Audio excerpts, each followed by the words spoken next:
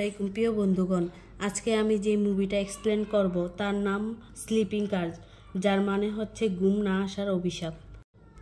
কাহিনীর শুরুতে আমাদের দেখানো হয় একটা বাচ্চা ছেলে ডেনি ভিডিও রেকর্ড করতেছে। তার বাবার তখন ঠিক রাত 2টা বাজে। এমনিতে ওদের পরিবারে কোনো খুশির কমতি নাই, না কোনো কিছুর কমতি আছে, তবে ড্যানির বাবার অনেক দিন ধরে ঘুম আসে না, যার কারণে তার মেন্টালি সমস্যা হচ্ছে। সে ঘুমাতে তো চায়, কিন্তু কোনো গায়েবী জিনিস তাকে ঘুমাতে দিচ্ছে না, যেন কোনো এক অভিশাপ লেগে গেছে। একটা সময় এক কবিরাজকে ডাকা হয়, কিন্তু এতক্ষণে ড্যানির বাবার অবস্থা খারাপ হয়ে গেছে। এতটা খারাপ হয়ে গেছে যে কবিরাজের ট্রিটমেন্ট করার মধ্যেই লোকটা কবিরাজের গায়ে কামড় বসিয়ে দেয়। এমন সময় পরিবারের সবাই এসে অনেক কষ্টে কবিরাজকে রক্ষা করে। আমরা দেখতে পাই যে লোকটা অনেক আক্রমণাত্মক হয়ে গেছে। তার সাথে আমাদেরকে দৃশ্য পরিবর্তন করে 1990 থেকে হংকং এর একটা মানুষকে দেখানো হয় যে অনেক বড় ডাক্তার ও বিজ্ঞানী, যার নাম ডক্টর ল্যাম্প। ওনার ঠিক মতো ঘুম আসে না, যেমনটা শুরুতে দেখানো লোকটার সাথে হচ্ছিল।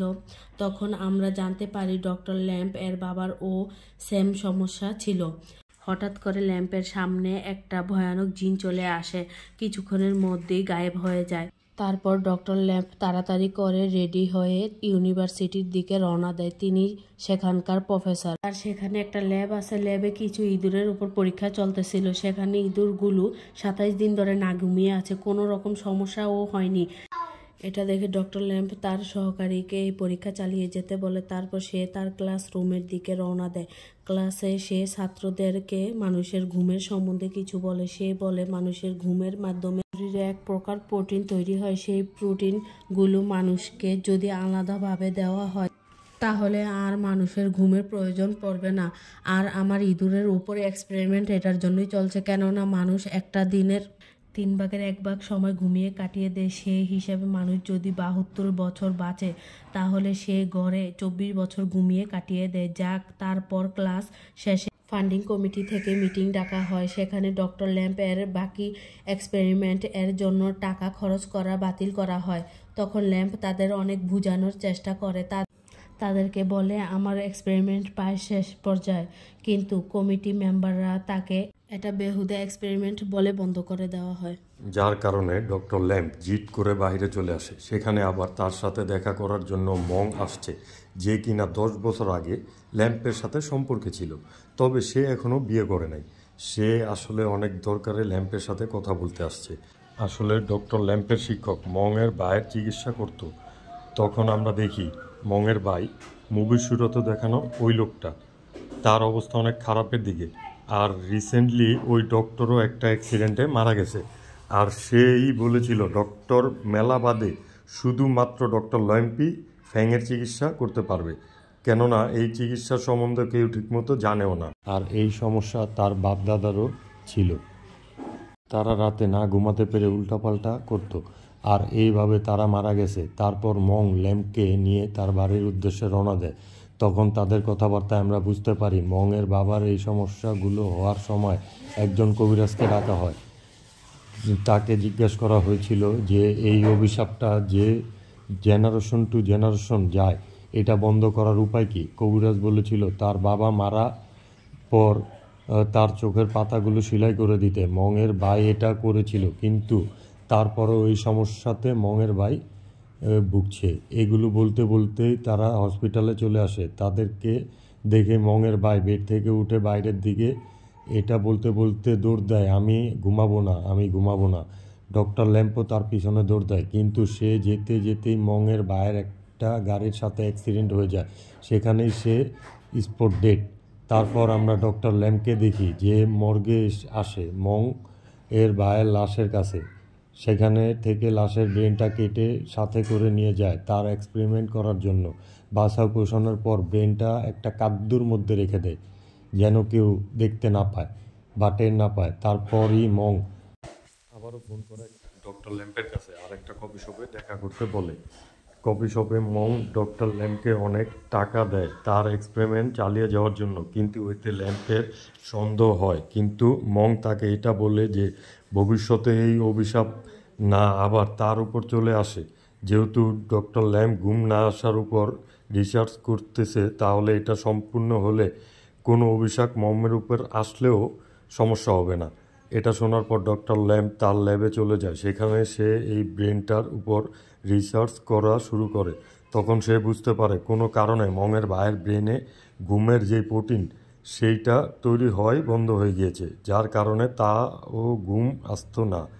যার কারণে ডক্টর ল্যাম্প মনে করে এটা কোনো অভিশাপ না, আর সে এইগুলা রেকর্ডও করে রাখে। তারপর সে ল্যাব থেকে যাওয়ার আগে আবারও একটা ভয়ানক জিনিস শরীর দেখতে পায়, যার কারণে সে ভয় তো পায়, কিন্তু কোনো কেয়ার না করে ওইখান থেকে সোজা এক কবিরাজ মেংমায়ের কাছে চলে যায়। এই কবিরাজের কাছে আসার কারণ সে যেন তার মৃত বাবার সাথে কথা বলতে পারে।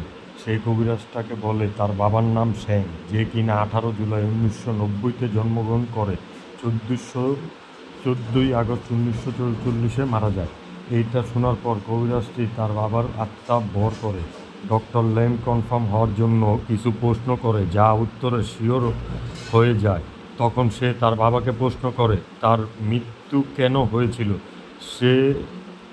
শ্যাংয়ের আত্মাটি এটা শুনে বলে, কেন বাবা, তোমার কি ঠিকমতো ঘুম আসে না? এইখান থেকে দৃশ্য আমাদের আবারও অতীতে 1942 সালে নিয়ে যাওয়া হয়। শ্যাংয়ের মারা যাওয়ার ঠিক 1.5 বছর আগে। সেই সময় হংকংয়ে জাপানিজ আর্মিরা অ্যাটাক করেছিল, বা বলতে পারেন আক্রমণ করেছিল। সেখানে জাপানি সৈন্যরা সব লুটপাট করতেছিল, যার সাথে জোয়ান মেয়ে এবং বাচ্চাদেরকেও ধরে নিয়ে যাচ্ছিল।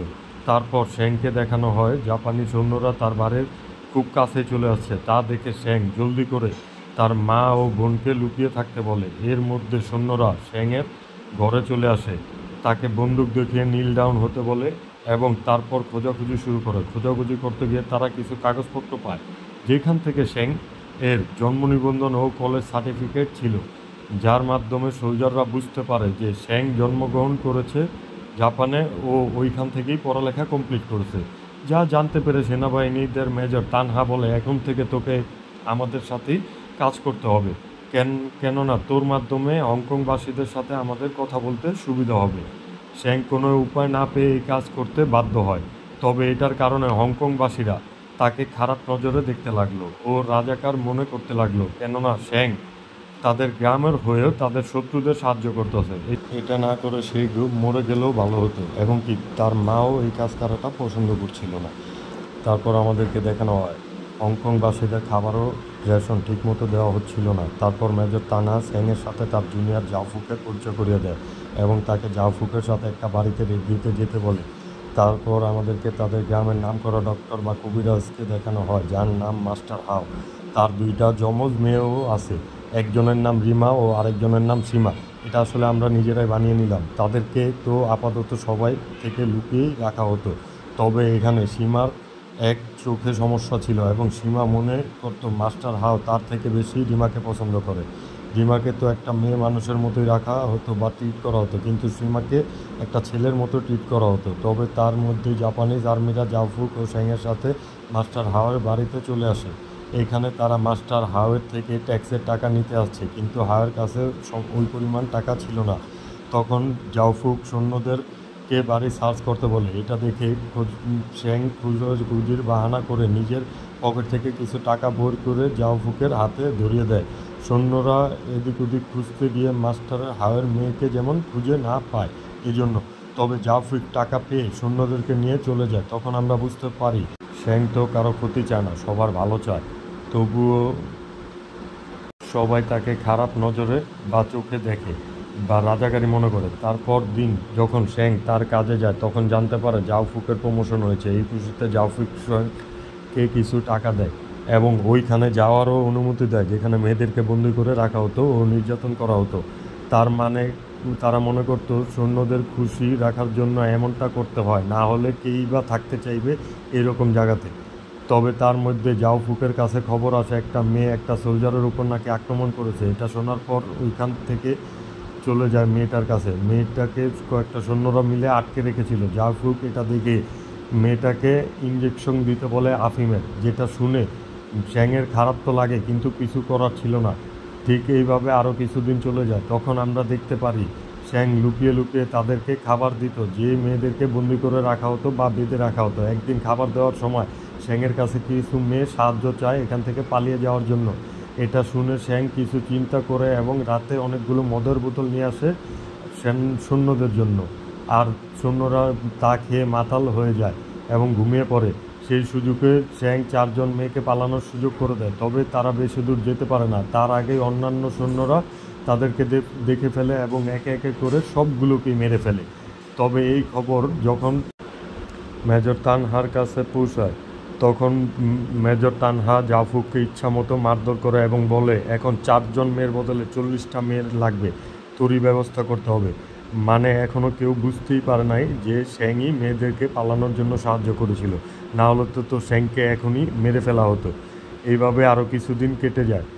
কিছুদিন পর শ্যাং অসুস্থ ফিল করার কারণে ট্রিটমেন্ট করার জন্য মাস্টার হাওয়ের বাড়িতে চলে যায়। তবে মাস্টার হাও চিকিৎসা করতে নাখোঁজ করে, কেননা জাওফুক বাচ্চাদের ও মেয়েদের সাথে খারাপ আচরণ করত এবং তাদেরকে বলাৎকার করত। এটা শুনে জাওফুকের মেজাজ আরও খারাপ হয়ে যায়। সে সৈন্যদেরকে বলে মাস্টার হাওকে মারধর করতে।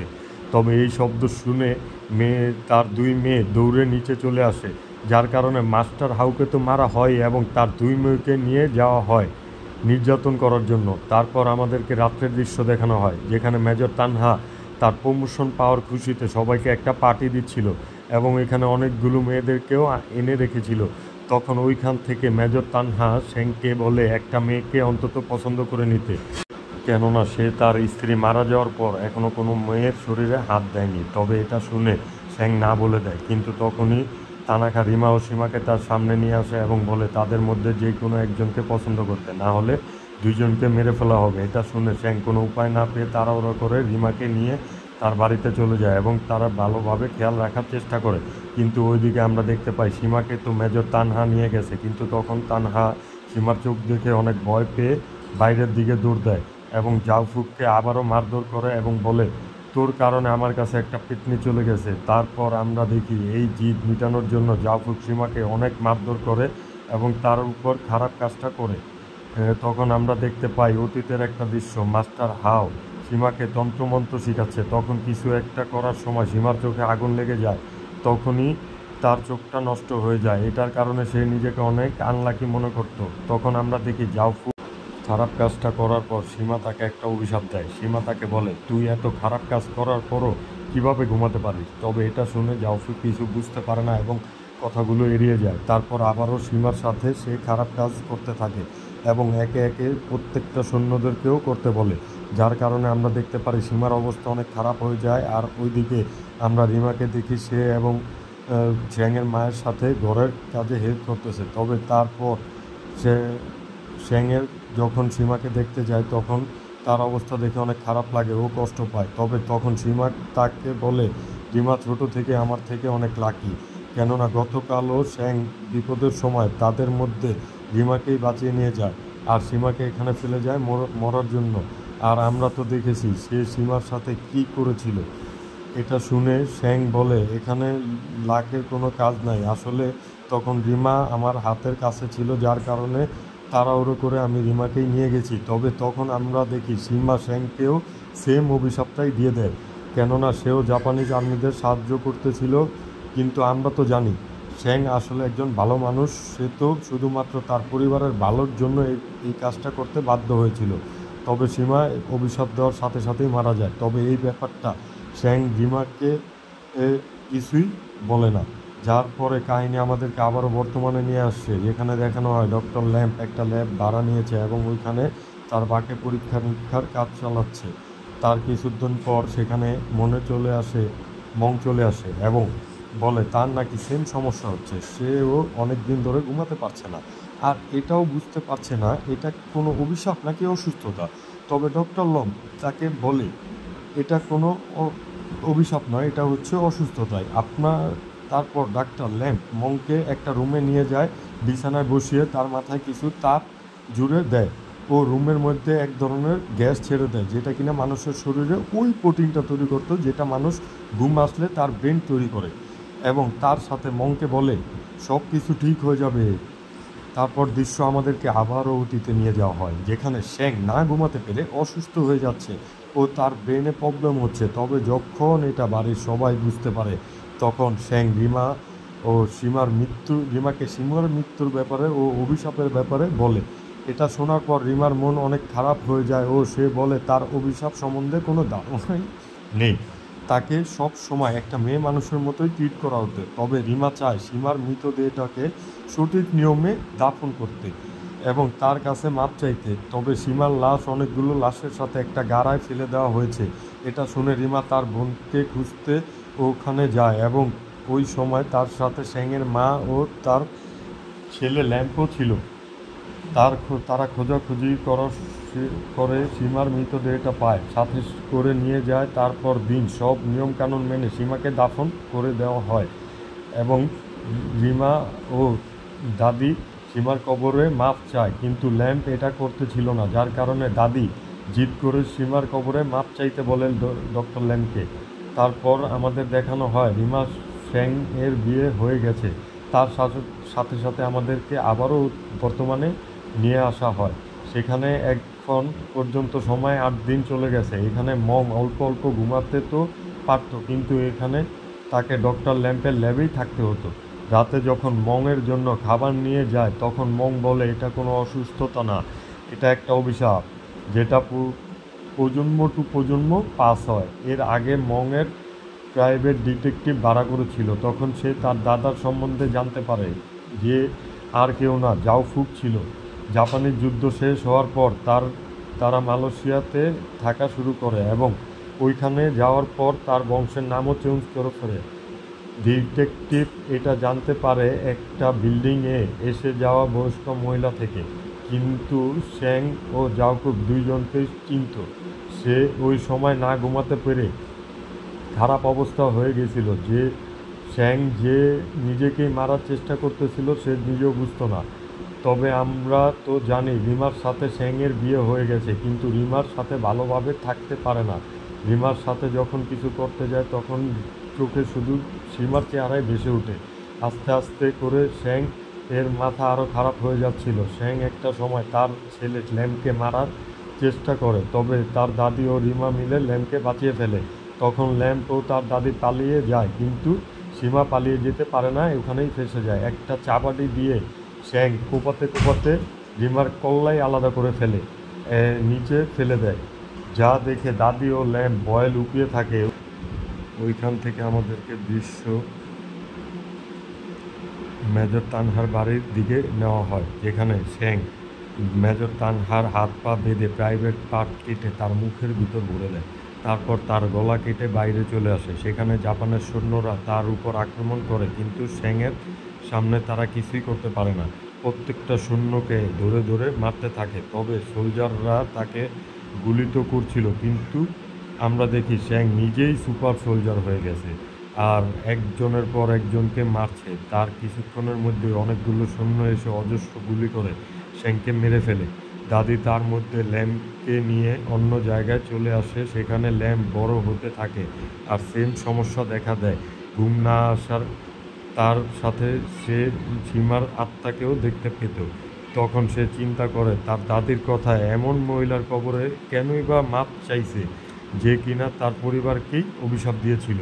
তারপর জিদ করে তার দাদির মুখের উপর বালি চেপে মেরে ফেলে তার দাদিকেই। তারপর আমাদেরকে আবারও বর্তমানে নিয়ে আসা হয়। সেখানে জাওফুক মং এর ঘরের গ্যাসের প্রেসারটা বাড়িয়ে দেয়, যার মাধ্যমে প্রোটিন তৈরি হচ্ছিল। কেননা যখন সে জানতে পারে মং জাওফুকেরই নাতিন, তখন চিন্তা ভাবনা আরও অন্যরকম হয়ে যায়। এভাবে আরও কিছুদিন কেটে যায়। আমরা দেখি শ্যাং মংকে রাতে পাহারা দিছে, কারণ তারা ঘুম আসে না। এক রাতে শ্যাং মংকে দেখতে দেখতে তার নিজের ঠোঁট কামড় বসিয়ে দেয়, আর ওইদিকে মংকে দেখি আমরা সে নিজের হাত নিজেই চাবিয়ে চাবিয়ে খাচ্ছে। আর এটা তো তার কোনো সমস্যাই হচ্ছে না, উল্টো হাসাহাসি করছে। এটা দেখে শ্যাংও একটা শয়তানি হাসি দিয়ে। তারপর দেখি ল্যাবে আহাদ এসেছে। সে এসেই দেখে ডক্টর ল্যাম্প মংয়ের শরীরের মাংস চাবিয়ে চাবিয়ে খাচ্ছে। অলরেডি মং মারা গেছে। এটা দেখে সে জলদি করে পুলিশকে খবর দেয়, আর পুলিশ এসে ডক্টর ল্যাম্পকে ধরে নিয়ে যায়। তবে তার অভিশাপ এখনও শেষ হয়নি, কারণ সীমার সাথে তানাকা যা করেছিল বা জাওফুক যা করেছিল বা শ্যাংই যা করেছিল তার বদলা তো এখনও তাদের ভোগ করতে হবে, হয়তোবা তাদের পরবর্তী প্রজন্মকেও ভোগ করতে হবে। এর সাথেই আমাদেরকে মুভি এখানেই সমাপ্ত করে দেওয়া হয়।